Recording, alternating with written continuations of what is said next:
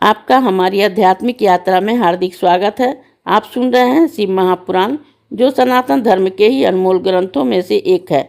इस श्रृंखला में हम आपके लिए ही इस दिव्य ग्रंथ के प्रत्येक अध्याय का शाश्वत पाठ प्रस्तुत करेंगे। आइए इस ज्ञान और धर्म की ही यात्रा को आरंभ करें। भगवान महादेव की महिमा और उपदेश से ही सजी इस पावन कथा के साथ ही ओम नमः शिवाय। 8वां अध्याय विश्वकर्मा द्वारा ही शिवव्रत का निर्माण।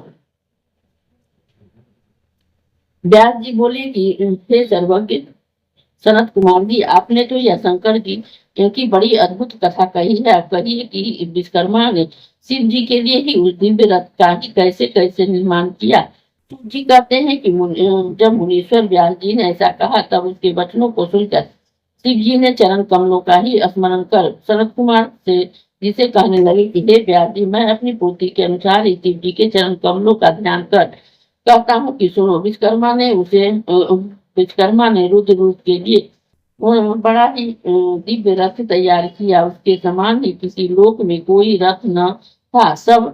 वह सर्वभूतमय सुवर्ण का सर्व सम्मत था। उसके दाहिने पहिए में सूर्य और बाएं में चंद्रमा लगे हुए थे। वर्ष के 12 महीने के 12 आरे और तो उसके दाहिने ओर पहिए में लगे थे, और 14 कलाओं से 16 आरे उसकी बाईं ओर से पहिए में जड़े हुए थे। 12 औरों की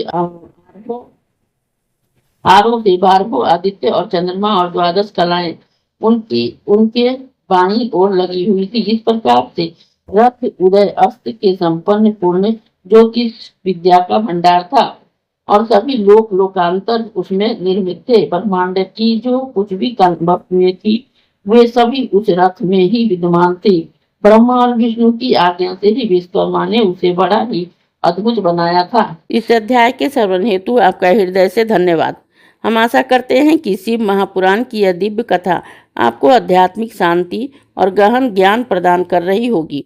कृपया अगले अध्याय के लिए हमारे साथ जुड़े रहें और अपने सुझाव एवं भावनाएं कमेंट के माध्यम से अवश्य साझा करें।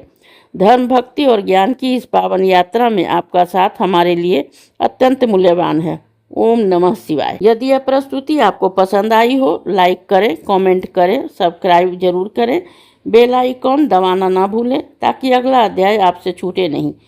और इस पावन ज्ञान को ही शेयर करें अपने परिवार और मित्रों तक।